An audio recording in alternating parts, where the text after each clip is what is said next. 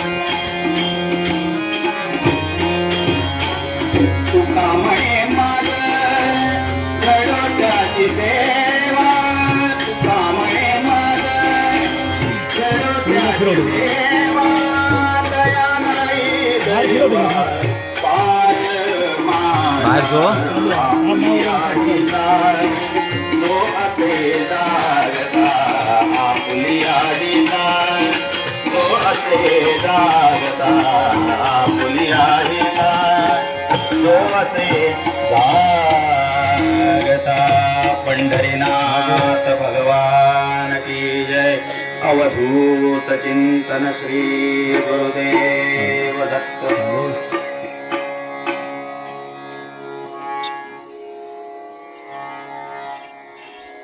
माझ्या समोर विराजमान असलेले दत्त माऊली, सर्वात प्रथम या दत्त माऊलींना मी वंदन करतो। त्याचप्रमाणे तुम्ही माझ्या कालेली गावातील सर्व भक्तगण या ठिकाणी उपस्थित झालेला दत्त जन्मासाठी, सर्व श्रोते तुम्ही उपस्थित झालेले आहेत, तुम्हाला सगळ्यांना मी प्रथम वंदन करतो आणि आजच्या कीर्तनाच्या पहिल्या रंग उत्पूर्व रंग याच्यातील पहिला अभंग, या अभंगाच्या निरूपणास प्रारंभ करतो। श्रोते हो, संत तुकाराम महाराजांचा अभंग आहे आणि हा अभंग निवडण्याचं कारण असं आहे की माणसाला सर्वात प्रथम आपलं हित कशात आहे ते समजलं पाहिजे, आणि हित कशात आहे आणि अहित कशात आहे, नुकसान कशात आहे हे सांगणारे एकमेव प्रामाणिकपणे म्हणजे आताच्या युगामध्ये संत लोक आहेत, नाहीतर आज पावलोपावली फसवणारे साधू नव्हे संधी साधू आहेत, पावलोपावली फसवणारे आहेत। म्हणून अशा या फसवणाऱ्यांच्या नादी लागतो आणि आपल्या प्रपंचामध्ये म्हणा किंवा व्यवहारामध्ये म्हणा किंवा आपल्या सामाजिक जीवनामध्ये म्हणा आपण फसले जातो. फसल्यानंतर मग आपल्याला लक्षात येतं की अरे रे, आपण त्याच्या नादाला लागलो नसतो तर आज ही वेळ आली नसती. म्हणून आपुलिया हिता जो असे जागता, धन्य माता पिता तयाचिया, असं तुकाराम महाराज म्हणतात. श्रोतेहो, आज दत्त जन्म आहे आणि दत्त जन्म एवढं आपण आपल्या प्रपंचासाठी एवढी वर्ष काबाड कष्ट करतोय. कष्ट नव्हे, काबाड कष्ट करतोय. एवढं करतोय ते सगळं आपल्या प्रपंचासाठी करतोय, आपल्या स्वतःसाठी करतोय, आपल्या बायकोसाठी करतो, आपल्या मुलांसाठी करतो, आपले समाजामध्ये मान राहिला म्हणून पाहिजे म्हणून करतो, आपली प्रतिष्ठा वाढली पाहिजे म्हणून करतो. पण केवळ 1 तास या दत्त महाराजांच्या जन्मासाठी देणं हे सगळ्यात पुण्यदायी काम आहे. आणि हीच तुम्ही सगळ्यांनी ओळखलेला आहात. म्हणून सगळा कामधंदा बाजूला ठेवून 1 तासापुरते का होईना या ठिकाणी उपस्थित झालेला ही दत्त महाराजांची तुमच्यावर कृपा झालेली आहे. मी म्हणतो या कालेलीमध्ये काय नाहीये. विठू माऊली बसलेली आहे तिकडे आपल्या शाळेमध्ये. या ठिकाणी दत्त महाराज स्वतः येऊन बसलेले आहेत, उभे राहिलेले आहेत. त्या ठिकाणी त्या सीमेवरचं रक्षण करणारी आपली नैदेवी माता आहे. या डोंगरातून येणाऱ्याचं रक्षण करण्यासाठी, संकट दूर करण्यासाठी आपली माऊली बसलेली आहे. काय आहे पाहिजे? कुठली देवता आपल्या गावामध्ये नाहीये. असा सुजलाम सुफलाम आपला गाव असताना आपण या कार्यक्रमामध्ये तुम्ही आलेल्या, तुमचं कौतुक करावं तेवढं थोडं आहे. हे हित तुम्ही जाणून घेतलं. आज या कीर्तनामध्ये मी असो नाहीतर आणखीन कोण असो, नाहीतर आणखीन छोटा कोणतरी असो, जे काही सत्य असेल तेच बोलणार, आपल्याला हिताचं असेल तेच बोलणार. म्हणून संत तुकाराम महाराज पुढच्या कडव्यामध्ये म्हणतात की कुळी कन्या पुत्र होती जे सात्विक, तयाचा हरिक वाटे देवा. हरिक म्हणजे आनंद. देवाला आनंद कधी होतो की आपली मुलं, आपली बाळ, आपले पुत्र, आपल्या कन्या ह्या जेव्हा सात्विक होतात तेव्हा देवाला आनंद होतो. मग श्रोतेहो, मला सांगा, आम्ही पण कोणाचे तरी पुत्र आहोत ना, आम्ही पण कोणाचे तरी कन्या आहोत ना. आमच्या आई वडील जाऊ दे वरती, मृत्यू होऊ दे त्यांचा, पण वरून तर ते आपल्याला बघत आहेत. मग आपण काहीही करायचं का? आई वडील नसताना व्यसनांच्या आहारी जायचं का?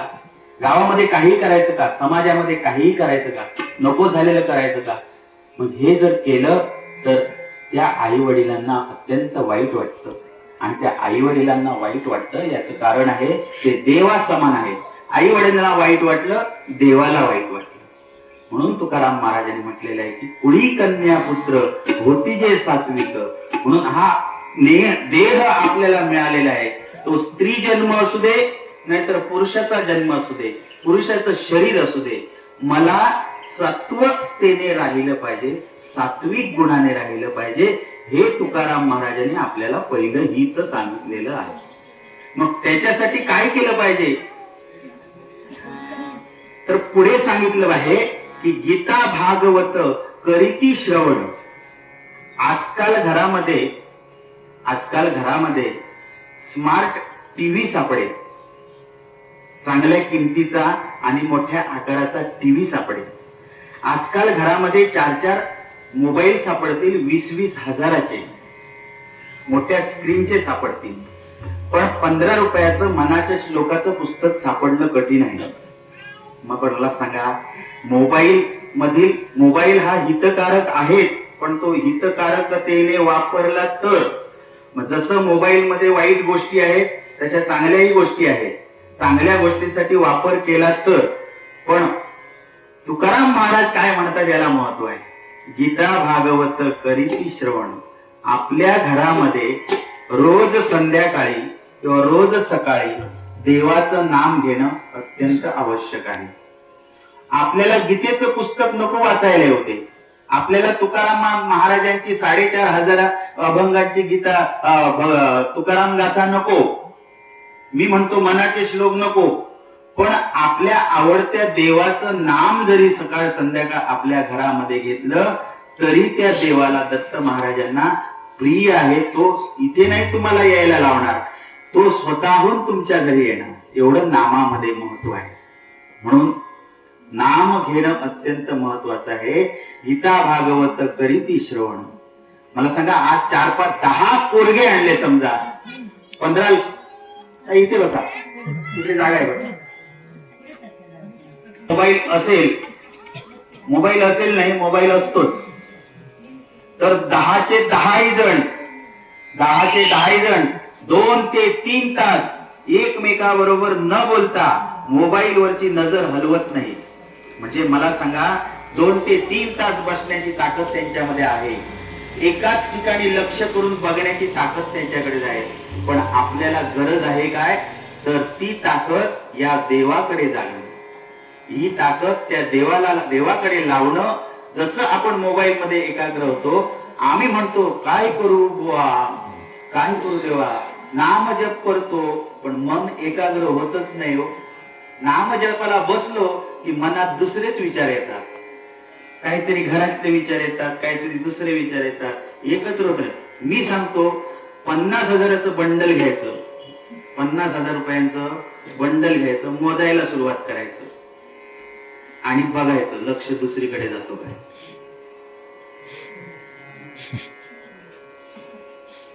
$50,000 होईपर्यंत 4 वेळा मोजतो आपण, पण लक्ष अजिबात दुसरीकडे जात नाही. पण देवाचंच नाम घेताना लक्ष दुसरीकडे का जातं, हा मोठा प्रश्न आहे. याचं कारण असं आहे की त्याची आपल्याला आवड नाहीये. ती आवड आपल्याला लावली पाहिजे.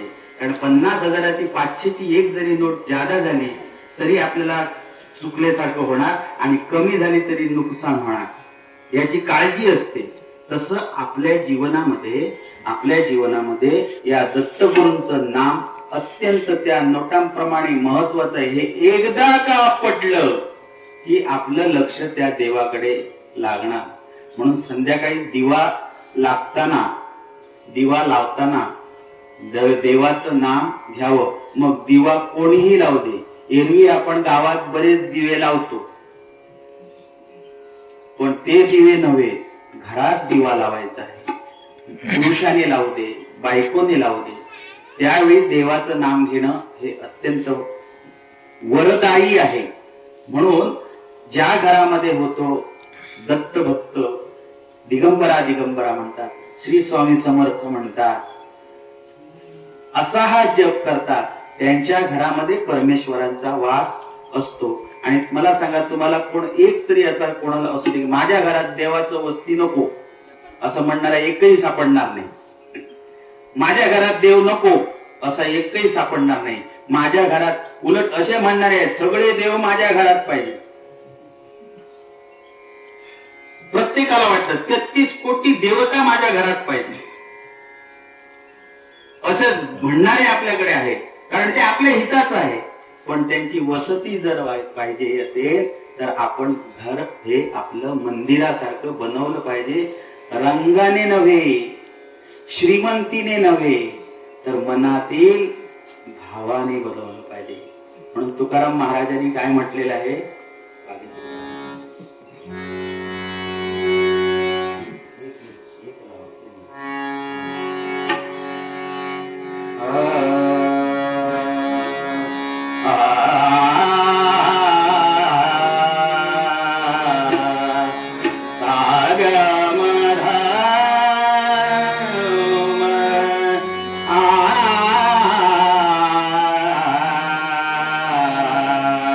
देवाचं नाव कसं घ्यायचं.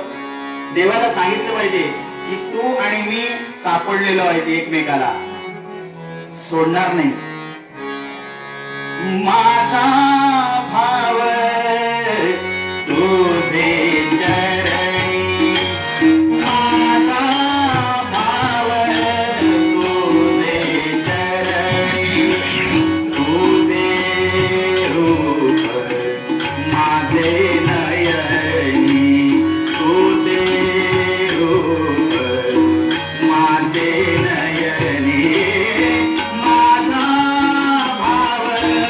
Oh,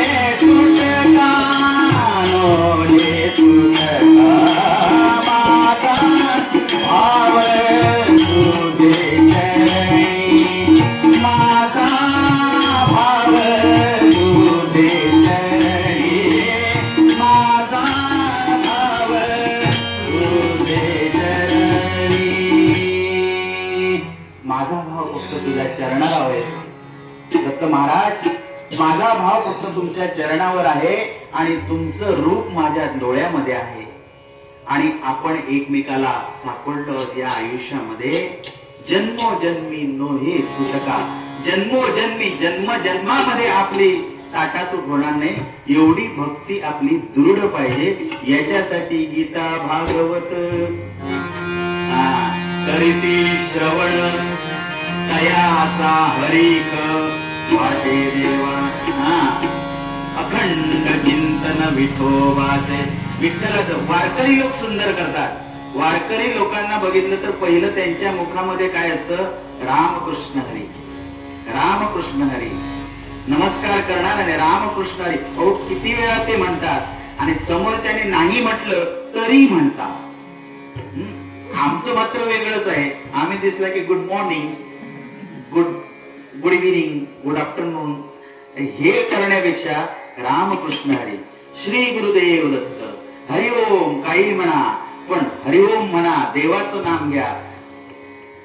हो सांगतो, मोबाईल उचलल्यावर सुद्धा हरिओम म्हणा, श्री गुरुदेव दत्त म्हणा, ओम नमः शिवाय म्हणा, काही म्हणा पण हॅलो म्हणू नका.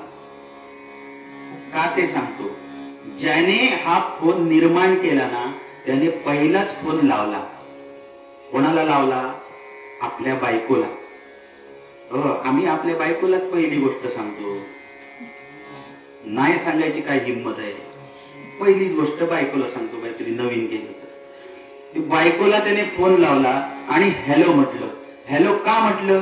तर त्याच्या बायकोचं नाव हॅलो होतं. मग मला सांगा त्याच्या बायकोचं नाव आम्ही का घ्यावं? म्हणून मोबाईल उचलला की हरिओम, मोबाईल उचलला की नमस्कार, मोबाईल उचलला श्री गुरुदेव दत्त. समोरचा जबरदस्तीने काय होणार? श्री गुरुदेव दत्त म्हणणारच म्हणणार. प्रयत्न करून बघा. करीती श्रवण ऐकता अखंड नाम विठोबाचे. अखंड म्हणजे जे तुटत नाही ते अखंड. म्हणून हॅलो म्हणू नका, हरिओम म्हणा. शेवटी तुकाराम महाराज काय सांगतात? अशा ज्या घरामध्ये ज्यांची मुलं सात्विक आहेत, मला सांगा इथे लहान वयाची मुलं नाही आहेत. आता जे तरुण आहेत आणि ऐन 22शीतले ऐन 25शीतले इथे नाहीये. ज्यांनी ऐकायला पाहिजे ते नाहीये. आणि आमचा शिल्लक काय रावला हे इथे आहेत. आता कीर्तनकार काय सांगणार? शिल्लक काय रावला? त्याच्यापैकी तुम्ही काही जण सांगाल पण काय अर्धी माझी गेली तिकडे. आता माका कसं राव आहे आता सांग. अरे काय सांगणार? ज्यांना सांगायला पाहिजे ते नाही. पण इथे बाळूघाडीने मस्त व्यवस्था केलेली आहे. अख्ख्या गावाला कीर्तन ऐकायला जाते. म्हणून ते जिथे असतील. आता कोपरे झालेले आहेत कमी, कोपरे कापून झालेले आहेत भाताचे. आता ठिकठिकाणी सुरू होणार.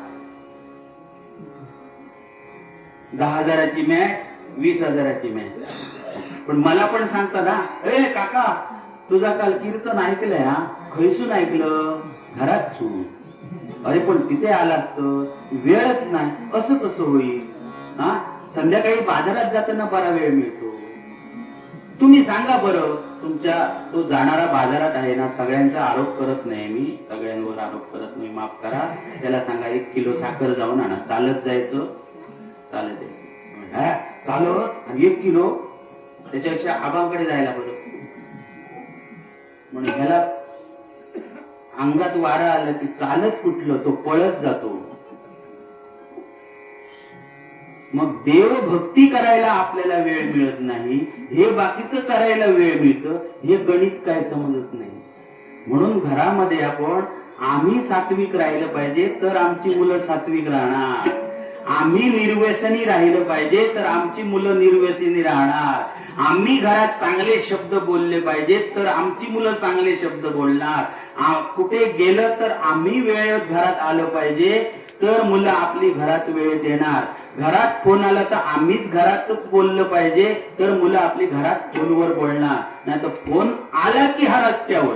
काय भानगड बाबा, मोदी एवढा बोलत नाही रस्त्यावर जाऊन. ह्याला कुठले महत्वाचे फोन येतात? मी सांगतो तुम्हाला, छोट्या छोट्या गोष्टी आहेत ह्या अखंड चिंतनाच्या गोष्टी आहेत. ह्या सगळ्या केल्या तर घरात प्रेम राहणार. एरवी आम्ही घरात प्रेम कुठे करतो?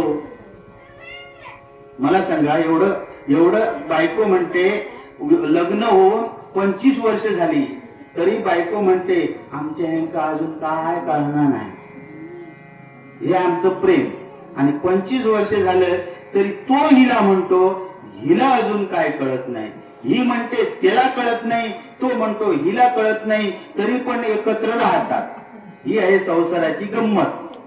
आणि हे एकत्र राहताना आपल्याला त्याच्यात जर भगवंत जोडला तर त्या संसाराचं सोनं झाल्याशिवाय राहणार नाही. जे आपण जे धडपडतोय ते याच्यासाठी धडपडतोय. म्हणून अशा संसारामध्ये आता मी काय सांगतो ते नीट लक्ष द्या. ज्या संसारामध्ये, ज्या घरामध्ये चांगलं बोललं जातं, ज्या घरामध्ये देवाची उपासना होते. आता इथे प्रत्येकाने आपण आपल्याला प्रश्न विचारायचा, माझ्या घरात हे होतं काय? ज्या घरामध्ये देवाची उपासना होते, ज्या घरामध्ये चांगलं बोललं जातं, ज्या घरामध्ये भजन कीर्तन केलं जातं किंवा ऐकलं जातं, ज्या घरामध्ये विद्यार्थी 7:30 ते 10 पर्यंत अभ्यास करतात, टीव्ही बंद असतो, महत्वाची गोष्ट बंद, 7:30 ते 10:30 टीव्ही बंद असायला पाहिजे. नंतर काय ते बघायचं ज्या घरात. आणि त्यावेळी विद्येची उपासना व्हायला पाहिजे. जे विद्यार्थी आहेत त्यांनी त्यावेळी विद्येची उपासना करून विद्या मिळवली पाहिजे. ज्या घरामध्ये चांगलं बोललं जातं, शिव्या घालत, ज्या घरामध्ये भांडण नाही, ज्या घरामध्ये शांतता आहे, ज्या घरामध्ये क्षमा आहे, ज्या घरामध्ये सगळे प्रेमाने वागतात, अशा घरामध्ये देव येऊन राहतो. आणि कीर्तन नुसतं ऐकायचं नाही, तर हे आपल्याला आपल्या घरात बनवायचं आहे. तर समर्थांनी, आपलं तुकाराम महाराजांनी म्हटलेलं आहे की कुळी अशा घरातल्या लोकांची सेवा मला करायला दे. अशा घरातल्या लोकांची मला सेवा करायला दे. अहो, जगद्गुरु तुकाराम महाराज ज्यांचे अभंग आज मराठी विषयातली PhD करतायत त्या अभंगावर. आणि तुकाराम महाराज पहिलीमध्ये सुद्धा गेले नाही आणि त्यांनी लिहिलेल्या अभंगावर PhD करतायत. अशा अभंगावर असे सद्गुरु काय सांगतात, जर असं वागत असतील लोक तर त्यांच्या घरामध्ये त्यांची सेवा करण्याचं भाग्य हे देवा मला दे, मी त्यांची सेवा करेन. मग तुकाराम महाराज आपल्या घरी आले तर काय वाईट होईल? येऊ दे ना. म्हणून सद्गुरु सांगतात ते खरं, संत सांगतात ते खरं, संतांनी दिलेला मार्ग आहे तो खरा. आणि म्हणून या ठिकाणी या पूर्ण अभंगामध्ये तुकाराम महाराज म्हणतात की कुळी पुण्यपुत्र होती जे सात्विक, तयाचा हरिक वाटे देवा. म्हणून आपण सुधारावं, आपल्याकडे बघून दुसऱ्याने सुधारलं पाहिजे. म्हणून आपलं आचरण चांगलं पाहिजे. दुसऱ्याला जेवढी मदत करता येईल तेवढी केली पाहिजे. याला म्हणतात आमच्या आध्यात्मिक भाषेमध्ये सत्कर्म. सत्कर्म. आपल्यापेक्षा दुसऱ्याने जरी गाडी घेतली चांगल्या किमतीची, आपल्या वरचं मॉडेल घेतलं तरी आपल्याला दुःख वाटतं कामा नये. आपल्या घरामध्ये फ्रीज आहे, त्याच्यापेक्षा वरचढ किमतीचा फ्रीज शेजारणीकडे आहे, तरी पण आपल्याला आनंद झाला पाहिजे, दुःख होता कामा नये. माझ्यापेक्षा साडी चांगली नेसलेली आहे दुसऱ्याने, माझी 1000ची आहे, तिची 2000ची आहे, आनंद झाला पाहिजे. याला म्हणतात सत्कर्म. एखादा आजारी पडला असेल तर त्याच्या वेळ प्रसंगाला पडणे सत्कर्म म्हणतात. एखादा प्रसंगामध्ये अडकलेला आहे त्याला सोडवून आणणे याला सत्कर्म म्हणतात. एखाद्या प्रश्नामध्ये अडकलेला आहे त्याला सोडून आणणे याला सत्कर्म म्हणतात. मदत करणे याला सत्कर्म म्हणतात. पण त्या नारद मुनी सारखं नाही, आहे ना आणखी कळ लावून द्यायची, बघूया मजा काय करता तो, याला सत्कर्म म्हणत नाही. असे लोक गावामध्ये आमच्याच नव्हे, आमच्या गावात असे कोणच नाही ना, कालेलीच नाही अजिबात. पण असे समाजामध्ये लोक असतात, लावून द्यायचं, मजा बघायची. म्हणून सांगतो की तुकाराम महाराजांनी सांगितलेल्या या मार्गावर चालताना आपण दत्त महाराज आपल्या गावामध्ये आहे, आपल्या शेजारी आहे. किंबहुना आपलं गाव हे जर घर म्हटलं तर आपल्या घरात आहे. त्यांचं दर्शन करून ते आपल्या हृदयामध्ये कसं साठवून ठेवता येईल याचा प्रयत्न करूया आणि आज पूर्वरंगाला इथे थांबूया.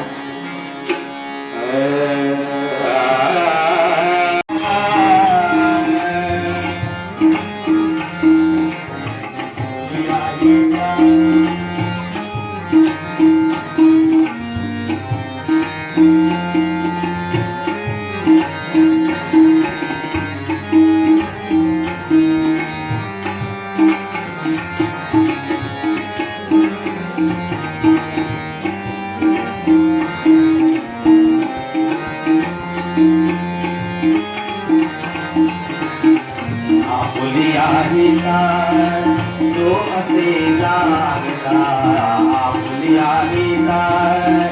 तो असे लागला आपुलिया तो असे लागला तुका म्हणे माझ घरोत्याची सेवा तुका म्हणे माझ घरोत्याची सेवा तुका म्हणे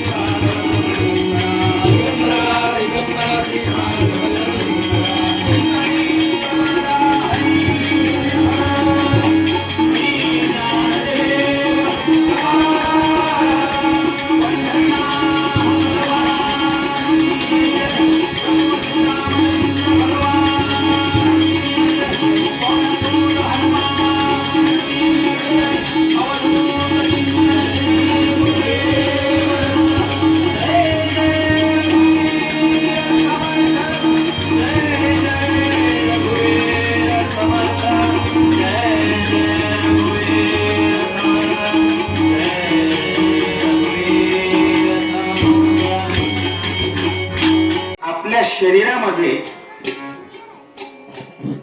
त्रिगुण असतात. हे त्रिगुण कोणकोणते? सत्व, रज आणि तम. वैद्यकीय भाषेत सांगायचं झालं तर वात, पित्त आणि कफ. कफ असणारे माणूस, कफ प्रकृती असणारे माणूस शांत असतात. होय बा, बाजारात जायचंय, जाऊया बा, सावकाश जाऊया, तयारी कर, मी आलो. पित्त प्रकृतीचे तापलेलेच असतात सर. तापले का बघाल तेव्हा तापलेले, याला तम प्रकृतीचे म्हणतात. आणि रज प्रकृतीचे राजासारखं राहायला आवडतं, राजासारखं श्रीमंतीत राहायला आवडतं. कपडे व्यवस्थित पाहिजे, चपला व्यवस्थित पाहिजे, मेकअप केलेला पाहिजे, दाढी मिशी गुळगुळीत केलेली पाहिजे, राजासारखं राहणं. असे हे माणसाचे प्रकार आहेत. अत्री त्रिगुण, सत्व, रज, तम. आणखीन एक सांगायचं राहिले, राजस प्रवृत्तीचे लोक, केसांना पिठले तरी काळ लावलं पाहिजे.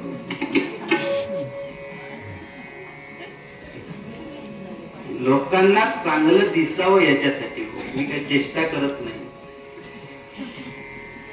हे राजस प्रकृतीचं लक्षण सांगतो. मी कोणाची चेष्टा करत नाही, परंतु सलूनवाले अर्धे पैसे याच्यावर कमवतात. असो, विषय बाजूला जाऊ दे नको. पण सत्व, रजतम या तिन्ही गुणांना जिंकलेले असे ते अत्री ऋषी.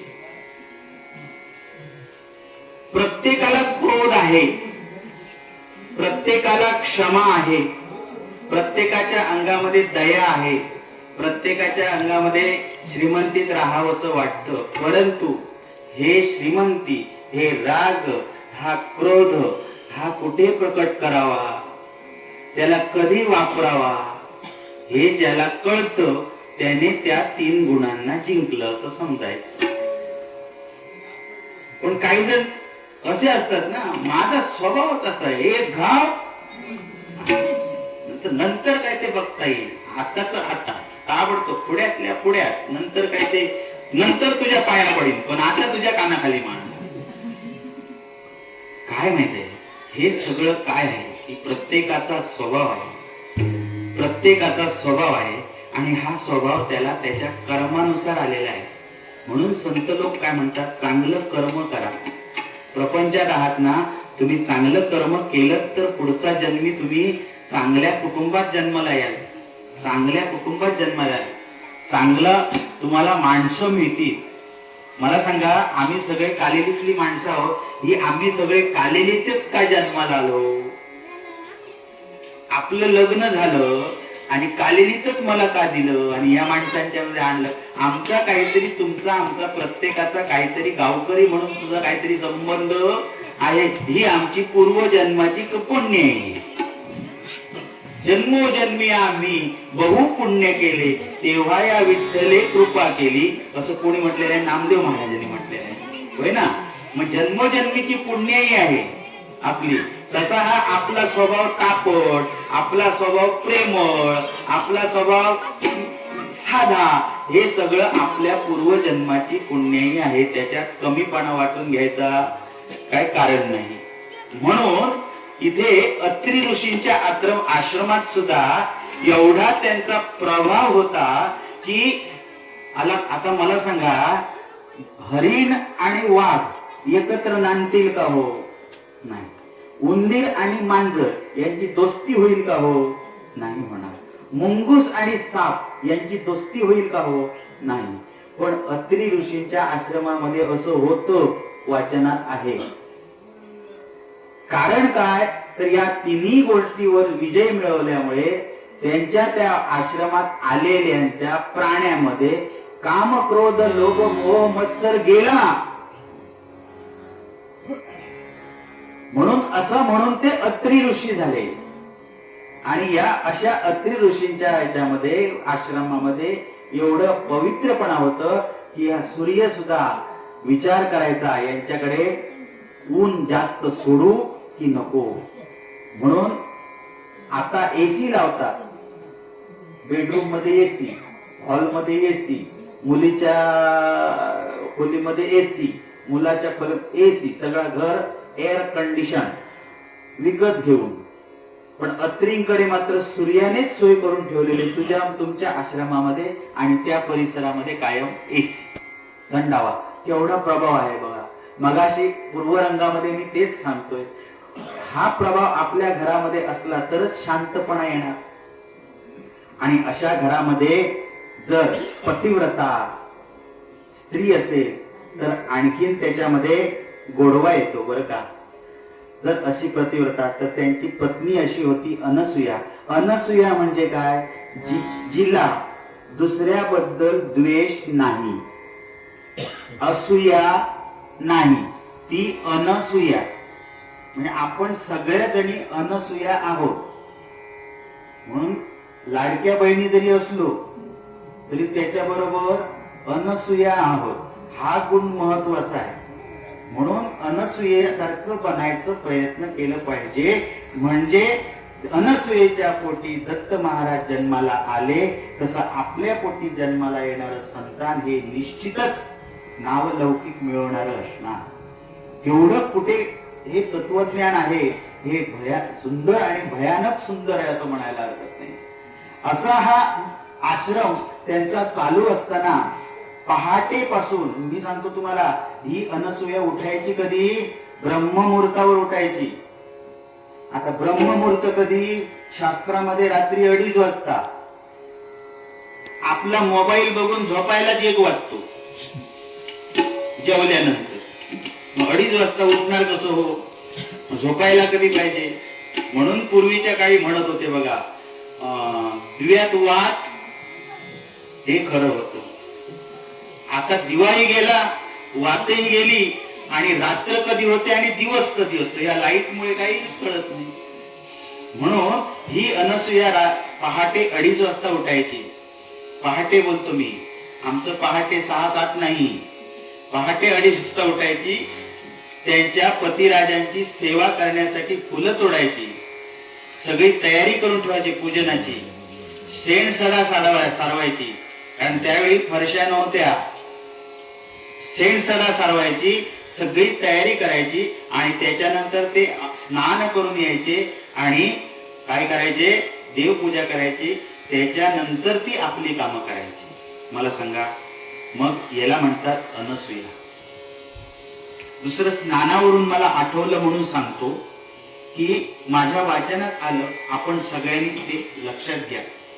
स्नान, स्नान म्हणजे अंघोळ, बरोबर. स्नान म्हणजे अंघोळ. पण एखाद्याच्या प्रेताला आपण जाऊन आल्यानंतर करतो, तिला म्हणतात आंघोळ. एखाद्याच्या प्रेताला जाऊन आल्यानंतर करतो ती आंघोळ, आणि आपण नित्य नियमाने घरात करतो त्याला म्हणतात स्नान.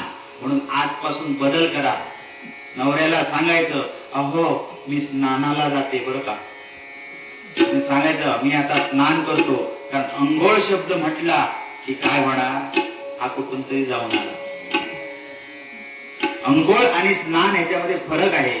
म्हणून अत्री ऋषी स्नान करून यायचे पहाटे, आणि त्याच्यानंतर त्यांचं पूजन चालायचं. अशा अत्री मुनींच्या आश्रमामध्ये एकदा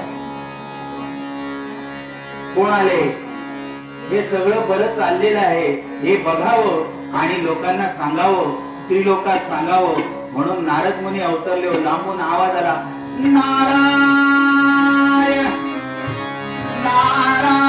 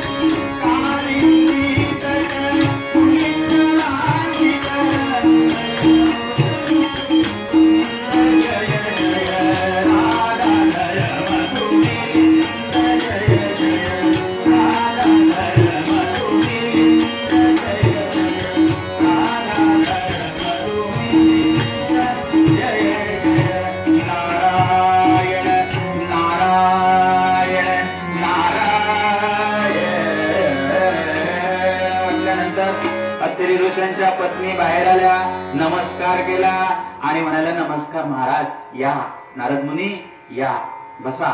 सुंदर असं अत्यंत तेजस्वी आणि गोड असं शीतल पाणी त्यांना दिलं आणि नारद मुनी ते पाणी पिलं, तृप्त झाले आणि म्हणाले, आणि अनसूया म्हणाले, काय कशासाठी आल्याला, तुम्ही काही कारण असल्याशिवाय येणार नाही. काय काय इकडे बसा ना, पुढे जरा पुढे पुढे सरका ना तुम्ही. सहज या त्रिलोकामध्ये भ्रमण करीत असताना सहज तुमचा संसार प्रपंच कसा चाललेला आहे ते पाहण्यासाठी आलोय.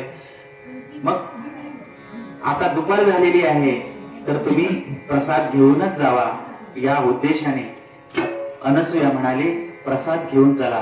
पण नारद मुनी म्हणाले, आम्ही देवर्षी आहोत, आम्ही परान्न घेत नाही, दुसऱ्याकडचं अन्न खात नाही, दुसऱ्याकडचं आम्ही बनवलेलंच खातो किंवा फळ ही खातो, पण दुसऱ्याच्या कडे शिजवलेलं अन्न आम्ही खात नाही. ठीक आहे, तर आम्ही शिदा देतो, ते बनवून द्या. मग शिदा दिला आणि ते पण शिदा देताना नारद मुनींनी परीक्षा घ्यायची ठरवली अनसूयाची. बघा, हे महत्वाचं आहे, परीक्षा घ्यायची. कारण देव ज्यावेळी येतात त्यावेळी आपली पहिली परीक्षा घेतात. त्या परीक्षेमध्ये जर तो उत्तीर्ण झाला तरच आपल्यावर त्यांची कृपा होते. नारद मुनींनी सुद्धा परीक्षा घ्यायची ठरवली आणि म्हणाले, ह्याची परीक्षा घेऊया. आणि म्हणाले, मी स्नान करून येतो, तोपर्यंत तू जेवणाची तयारी कर, येताना मी शिदा आणतो. स्नान करायला नदीवर गेले आणि येताना त्यांनी काय आणलं, दगड आणले, हो, रेती आणली. रेती आणि दगड त्या शालूमध्ये बांधून, गाठोडं बांधून आणलं आणि त्या माऊलीच्या हातामध्ये दिलं. माऊलीने ते आतमध्ये नेलं. बघितलं तर काय, बघितलं तर दगड आणि गोटे आणि रेती. आता ही रांधून वाढायची का, काय करायचं. आपल्या घरातलं घेतलं तर ते परान्न घेत नाही. आम्ही वडापाव आणतो ते खोटं झालं. आम्ही बाजारात गेलो की खाऊनच येतो काहीतरी. गोव्यात गेलो की ते बोलत नाही. सावंतवाडीला गेलो की काहीतरी खाऊनच येणार, चहा तरी घेऊन येणार. आम्ही आमच्या जीवनामध्ये जास्तीत जास्त परान्नच खाल्लेलं असतं. बरं, तो परान्न घालणारा तो कसला आहे ते पण बघत नाही. तो कसल्या अवतारात आहे तो पण बघितलेला नाही. त्याने 8 दिवस आंघोळ केली आहे की नाही ते पण बघत नाही. फक्त गरम गरम घेऊन ये. देवांचं कसं दुपारच्या वेळी आला तर त्याला भोजन घातल्याशिवाय पाठवू नये असा दंडक होता. हे अतिथी देवो भव. मग आता सत्व परीक्षा आली. आता काय करावं असं तिच्या मनात आलं. तिने विचार केला. तर आपले पती महाराज यांचं त्यांनी त्या पातेल्यामध्ये असं सगळं ते ठेवलं आणि अत्रि ऋषींच्या कमंडलूतलं ते तीर्थ, पवित्र उदक, पाणी हे घेतलं आणि त्यांचं स्मरण केलं. कोणाचं, अत्रि ऋषींचं. म्हणजे कोणाचं, आपल्या पतिराजांचं. कारण काय, पत्नीला आपला पती हाच देव असतो. बाकीचे कितीही असू दे देव, 33 कोटी, पण पहिल्या क्रमांकावरचा देव पत्नीला पती हाच देव असतो. म्हणून त्यांनी पतीचं स्मरण केलं आणि ते तीर्थरूपी पाणी, उदक त्या ह्याच्यावर शिंपडलं आणि अत्रि ऋषींचं फक्त नाम घेतलं. काय सांगू, क्षणात त्याचं अन्न तयार झालं. एवढं तेज होतं त्या अत्रि ऋषींकडे आणि ते तेज, त्या तेजामुळे ते तयार झालेलं अन्न त्यांनी शिजवलं आणि थोड्याच वेळात अगदी म्हणाले की हे घ्या म्हणून. नारद मुनी काय समजायचे ते समजले. हा प्रभाव कसला आहे, पतिव्रतेचा प्रभाव आहे. हा प्रभाव कसला आहे, आपल्या पतीशी एकनिष्ठ असलेल्याचा प्रभाव आहे. आता ते म्हणाले आता काहीतरी केलं पाहिजे आणि म्हणाले माते आता मलाच गेलं पाहिजे. नारद मुनी नारायण नारायण नामजप करीत निघाले. ते सरळ गेले ब्रह्मदेवांकडे, त्याच्यानंतर विष्णूकडे गेले आणि त्याच्यानंतर शंकरांकडे गेले. तर या तिघी बायका यांच्या, लक्ष्मी, सरस्वती आणि पार्वती, या तिघी बायका गप्पा मारत असताना नारद मुनी लांबून येताना त्यांना दिसले आणि म्हणाले नारद मुनी इकडे येत आहेत, म्हणजे काहीतरी 100% बातमी घेऊन आलेले आहे. नारद मुनी येणारच नाही, कधीच येणार नाही, तो घराकडे येलो समजायचं काहीतरी बातमी आहे. आला, नारद मुनी आले. पार्वती म्हणाल्या, नारद मुनी या, देवर्षी नारद मुनी या, काहीतरी तुम्ही आणलेलं आहे, काहीतरी मी सांगितलेलं आहे. नाही हो, सतत सहज तुम्ही दिसलात म्हणून इकडे नाही, तुम्ही असे येणारच नाही, काहीतरी सांगितलं. बघा हा, मी सांगेन, पण कळ आली तर मी शिंगावर घेणार नाही. नाही, ते तुम्ही सांगाच काय. ते काय सांगू, काय ते म्हणाले, अशी एक श्रेष्ठ स्त्री पृथ्वी तलावर आहे, आता मी बघून आलो. अशी एक श्रेष्ठ स्त्री पृथ्वी तलावर आहे, आता मी बघून आलो. कोण आहे ती? कारण या तिघी म्हणाल्या की आम्ही या पृथ्वी तलावर, आम्ही या त्रिलोकामध्ये, तिन्ही स्वर्ग मृत्यू पाताळात, लक्ष्मी सरस्वती कळते, आम्हीच श्रेष्ठ आहोत, आमच्या एवढ्या पतिव्रता कोण नाही, असा समज असल्यामुळे ह्या म्हणाल्या अशी कोण आहे ती, आम्हाला नाव सांगा बरं. काय सांगू? श्रेष्ठ ती सती अनसूया आहे. अनसूया आहे आणि सती आहे, काय सांगू. अहो, मी दगड दिले तिला भोजन करून घ्यायला, तर तिने ताबडतोब आपल्या पतिव्रतेच्या तेजाने मला अन्न बनवून घातलं. तुम्हाला शक्य आहे का? अहो, काय सांगता म्हणाले. नारद मुनी म्हणाले, ती श्रेष्ठच आहे, तुमच्यापेक्षा श्रेष्ठ आहे, दिली लावून कर. आता यांच्या डोक्यामध्ये शिजायला लागलं की त्या अनसूयेला काहीतरी धडा शिकवायला पाहिजे. आमच्यापेक्षा ती कशी कनिष्ठ आहे, आमच्यापेक्षा ती कशी कमी आहे, हे जगाला दाखवून दिलं पाहिजे. याच्यासाठी काहीतरी करायला पाहिजे. उपाय सुचेना, उपाय सुचेना. नारद मुनी म्हणाले, उपाय माझ्याकडे आहे, पण परत सांगतो, तो उपाय केल्यानंतर माझ्याकडे येता कामा नये. तो उपाय केल्यानंतर ह्याने ते सांगितलं हे लोकांना सांगता कामा नये, तर मी उपाय सांगेन. सगळ्या पाया पडल्या आणि म्हणाला, नारद मुनी आम्हाला लवकर उपाय सांगा, आम्हाला लवकर उपाय सांगा, तो आम्हाला केला पाहिजे. ऐका म्हणाले, उपाय एक आहे, पण अंगाशी येणार आहे उपाय. येऊ दे अंगाशी, काय ते होऊ दे, पण आम्हाला उपाय सांगा. उपाय सांगितल्यानंतर असा सांगितला की तुमच्या नवऱ्यांना बोलवायचं, तिघांना एकत्र. हा, बोलवलं आणि काय करायचं, त्याला सांगायचं अनुसूयेकडे भिक्षा मागायला जायचं. ब्राह्मणाचं रूप घ्यायचं, विप्राचं रूप घ्यायचं आणि अनुसूयेकडे जायचं, भिक्षा मागायची आणि भिक्षा मागून यायचं. ते म्हणाले, याच्यात काय आहे, एकदम सर पुढे ऐका. ती भिक्षा सुद्धा कशी मागायची की तिने विवस्त्र होऊन, नग्न होऊन त्यांना अन्न वाढलं पाहिजे, तिथे अडकलं. ते म्हणाले, नारद मुनी हे असं काय आहे, तुमचं असं काय आहे, हे अशक्य गोष्ट तुम्ही सांगताय. अहो माता, मी सांगतो ते करून तर बघा. आता म्हणायला इलाज नाही, आता ते अनुसयेचा पाणउतारा केलाच पाहिजे. मत्सर जागा झाला, अहंकार जागा झाला. तिघेही एकत्र आल्या बरोबर प्रत्येकीने सांगितलं, हे असं आहे, हे असं आहे, हे असं आहे. 3 हट्ट मोडता येत नाही. एक राजहट्ट, राजाने केलेला हट्ट मोडता येत नाही, मोडला तर राजा शिक्षा करणार. दुसरा बालहट्ट, आपल्या बालकाने जर हट्ट केला तर तो पूर्ण केला पाहिजे, तो मोडता येत नाही, तो नाराज होतो. जत्रेमध्ये सांगतो ते आपलं सोडून द्या, हे खेळणं मागायचं आहे, हे लवकर मोडणार, तुला नको, तरी पण सांगतो आणि हट्ट त्याचा पूर्ण करतो. आणि तिसरा हट्ट आहे तो स्त्री हट्ट. जर स्त्रीचा हट्ट आपण पूर्ण केला नाही तर आपल्या संसाराची घडी विस्कटू शकते. म्हणून स्त्री हट्ट पूर्ण केला पाहिजे. आता तिघांना, तिघेही पेचात पडले, एकत्र झाल्यामुळे आता करूया काय, तिघांची मीटिंग.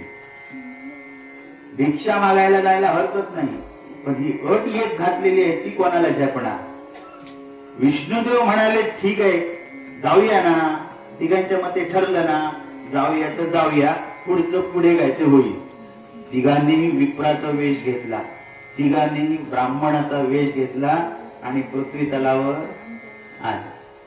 पृथ्वी तलावर आल्याबरोबर अत्रि ऋषींच्या आश्रमामध्ये पवित्र वातावरण पाहून ते अत्यंत प्रसन्न झाले. हो, त्यांना असं वाटलं की आता हे ब्राह्मणाचं रूप सोडूया आणि अनसूयेला आशीर्वाद देऊन घरी जाऊया. कोण? त्या तिघांनी घातलेली अट आहे, बायकांचा अट पूर्ण केला पाहिजे. झालं. आणि आणि आणि समोर आले आणि ओम भवती भिक्षां देहि, ओम भवती भिक्षां देहि असं म्हटल्यानंतर तिघांनी आरोळी ठोकली, भिक्षां देई. अनसूया आली, सुपामध्ये धान्य घेतलं आणि आली. आणि महाराज म्हणाले ही भिक्षा घ्या. तिघेही आला, बसा, पाणी घ्या आणि भिक्षा घ्या. पेटवून घे तिकडनं, पेटवून घे त्यांच्यावर. देव म्हणाले आम्ही अशी भिक्षा घेणार नाही, अशी भिक्षा घेणार नाही. तर तुम्हाला कशी भिक्षा पाहिजे? तर शंकर विष्णूंना कोपराने काढवतात, तू सांग. विष्णू महादेवांना सांगतात, तू सांग. सांगण्याचं धाडस कोणाचंच होईना. मग सगळ्यात देवादिदेव महादेव घेतली जबाबदारी आणि म्हणाले माते आम्ही भिक्षा घेऊ, पण एकाच अटीवर आम्ही भिक्षा घेऊ. अशी कोणती अट? तर तू नग्न होऊन आम्हाला अन्न वाढलं पाहिजे, नग्न होऊन अन्न वाढलं पाहिजे. हा ऐकल्यानंतर तिच्या अंगावर सर्रकन काटा आला. म्हणाले ही विचित्र भिक्षा मागणारे हे ब्राह्मण नाही, हे कोणतरी निश्चितच वेगळे प्राणी आहे. हे तिने मनोमन ओळखलं, कारण पतिव्रतेचं तेज होतो. तिने ओळखलं, पण म्हणाली आता काय करावं, आता काय करावं. जर हे परतून गेले, भिक्षा न घेता परतून गेले, तर आजपर्यंत आपल्या आश्रमाचं परंपरा आहे, रिक्त हाताने कोण गेलेले नाहीये, ही परंपरा म्हणणार. ही विचित्र अटीचं जर घातलं, अन्न वाढलं तर आपली अब्रू जाणार. ती कचाट्यात सापडली. पुन्हा घरामध्ये गेली, पुन्हा घरामध्ये गेली आणि म्हणाले देवा काय करू आता. अत्रि ऋषी स्नानाला गेलेले, तेही नव्हते आणि हे आले. भिक्षा मागितली, ती आतमध्ये गेली आणि त्यांना नमस्कार केला.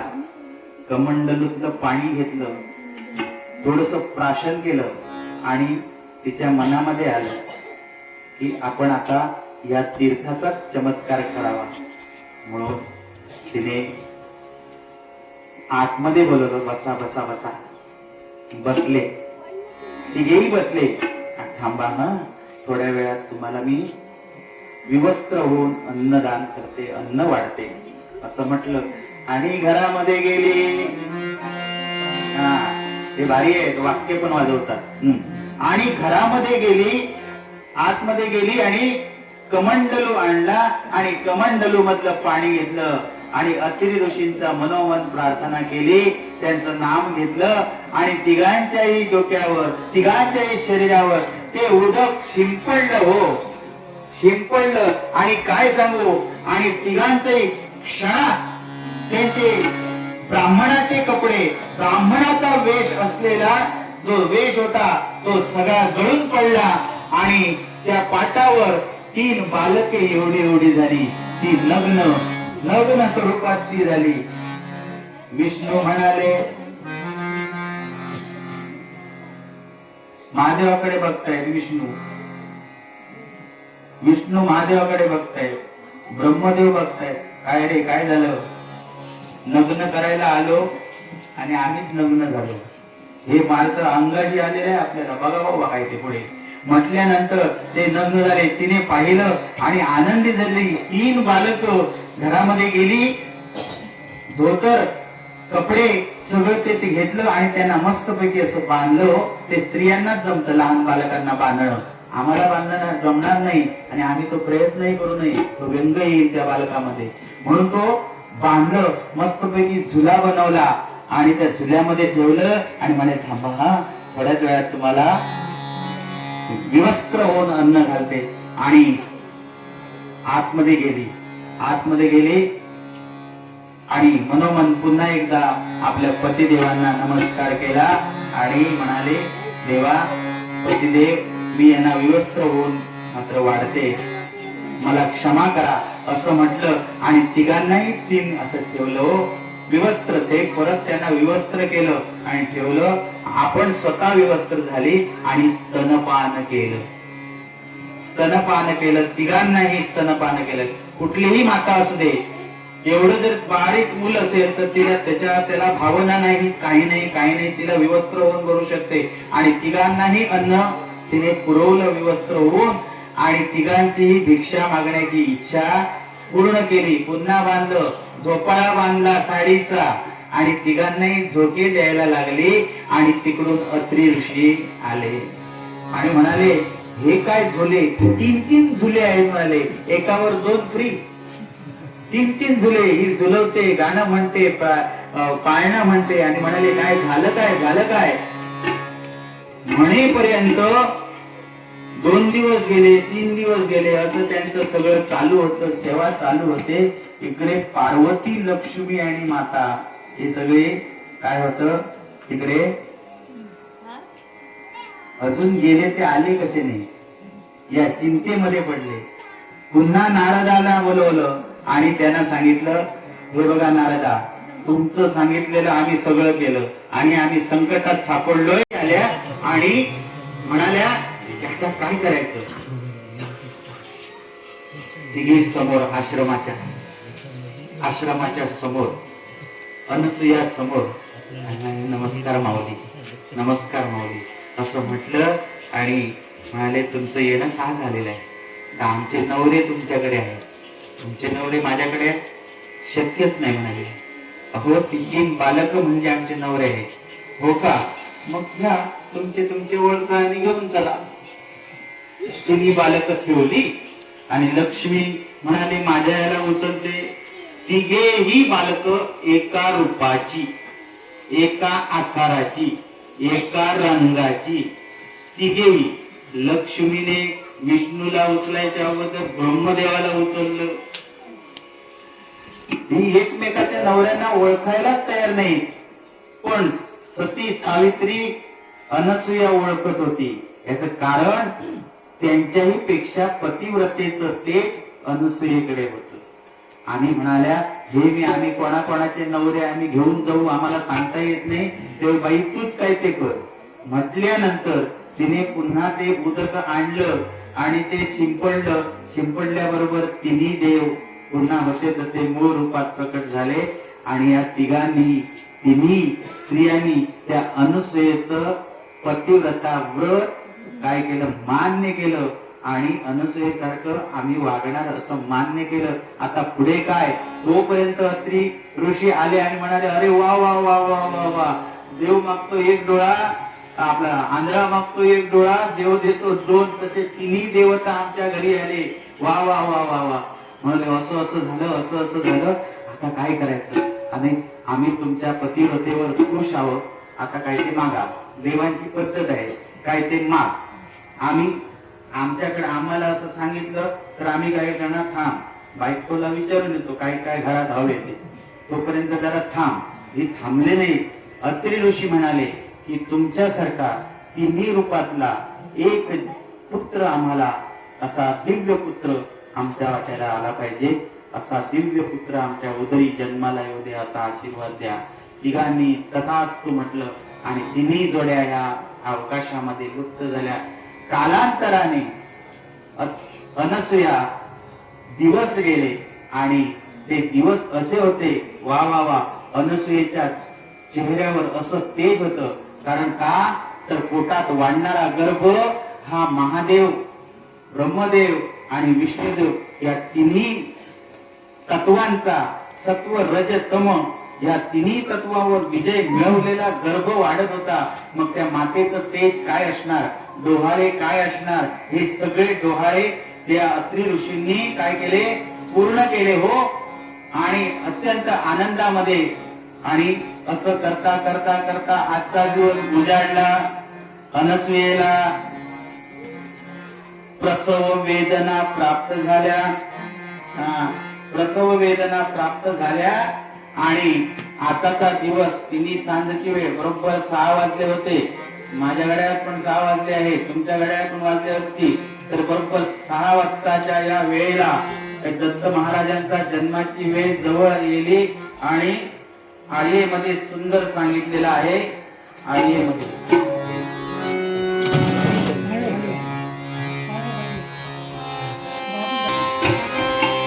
मार्गी प्रदोष काळी, मार्गी प्रदोष काळी राका मृगशीर्ष युक्त गुरुवारी, मार्गी प्रदोष काळी अत्री ऋषी अवतरण झाला प्रकट, तो स्वभक्त कैवारी राजा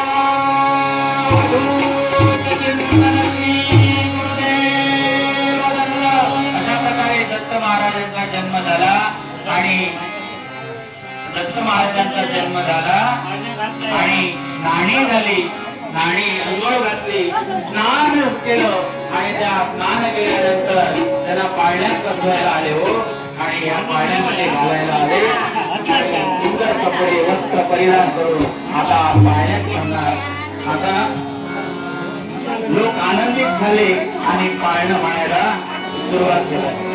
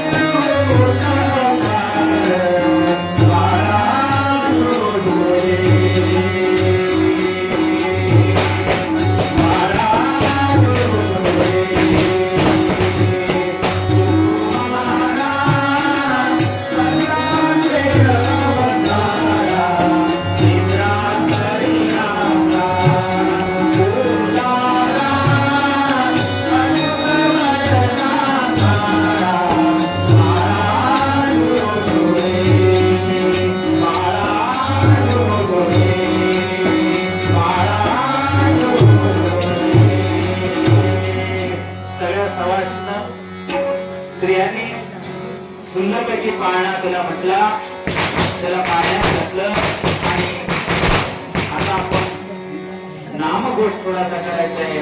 दिगंबरा दिगंबरा दिगंबरा